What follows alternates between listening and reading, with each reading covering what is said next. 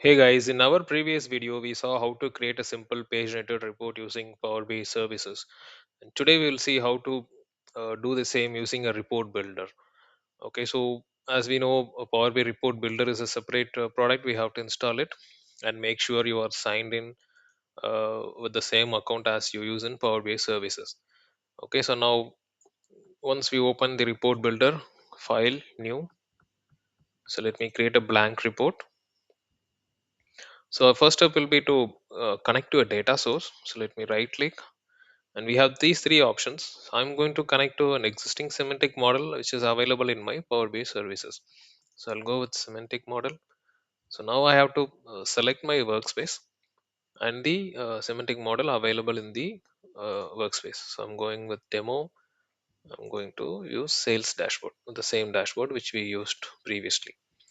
So now I'm selecting it. So I could see the demo sales dashboard under my data source. Now in the data set, I'll click on add data set. So I can give any name to this data set. And in the data source, which is going to be my this same data source, demo sales dashboard. And now this is where we have two options. Okay. So earlier, if you remember, we spoke about there are three ways to create a paginated report. So one we already saw using Power BI services, and now we have two options here. So today we are going to look into this query designer option, and the third option is to directly write a query, DAX query, which you can get from the Power BI desktop.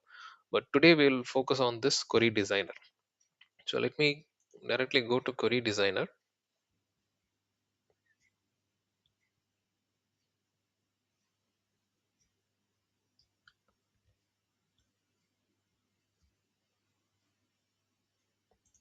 Let me maximize it. So here you could see the measures which are all available in our data set and all the dimensions over here. So let me start selecting the dimensions. I'll drag and drop each one of them. So category, subcategory, and then a product, and then finally a total sales. Okay, and now I can execute this query and I can look into the results over here. Okay, I can also add filters if I want. So let's say I want to filter by a particular category. Let me add the category over here. Operator is equal to and filter expression. Here I can say whatever value I'm interested in. Let's say I'm interested in only bikes. Okay. So I can apply this filter. You can execute this and you could see the report is filtered only for bikes. Okay. So now once we have this report ready, I can click OK and you could see this query is populated automatically. Let me give OK. And now you could see all the dimensions and measures, whatever we used in the query designer is all available under the data set.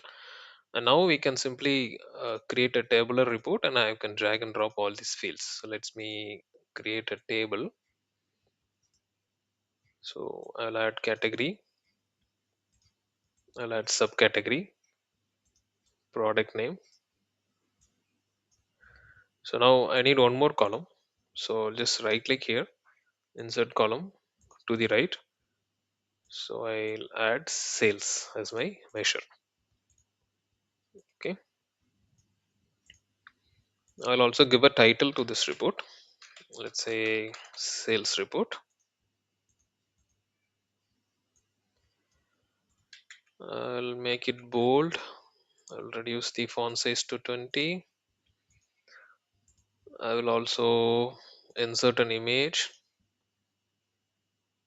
I'll browse the image from my local system. So let's say all files, logo.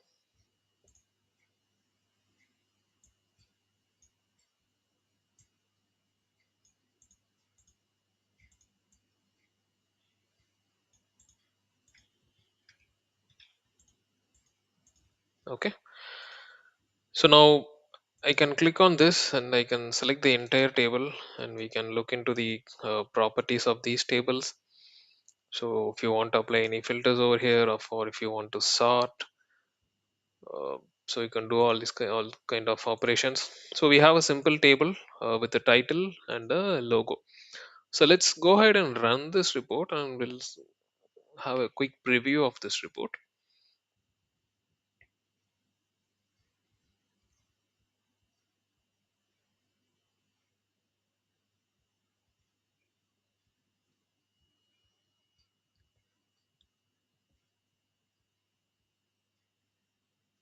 Okay, so you could see the sales report with logo and the columns and rows, and you could also see it is showing only the data for bikes category.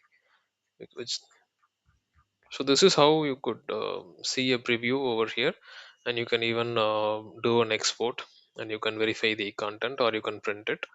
Now let me go back to the original layout. So once we are happy with this report, I can simply save it.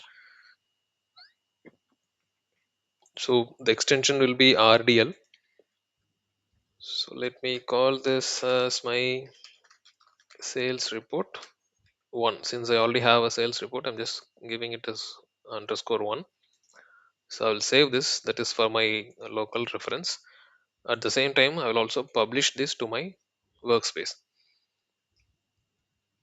So I'll select my demo workspace. Since I already have a similar report, I will call this as one.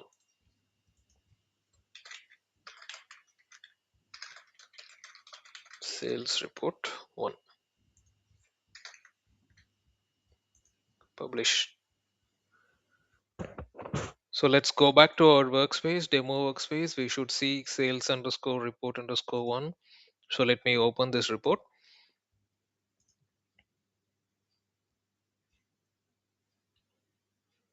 So this should give us the paginated report with the title and the logo and the content. You could see the report is filtered only for bikes.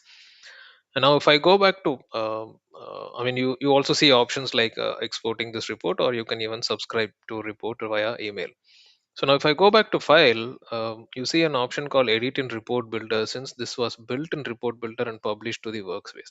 So when you click on edit in report builder, it will open a copy in your local, and you can start editing it in the local tool, and you can publish it back after you make changes.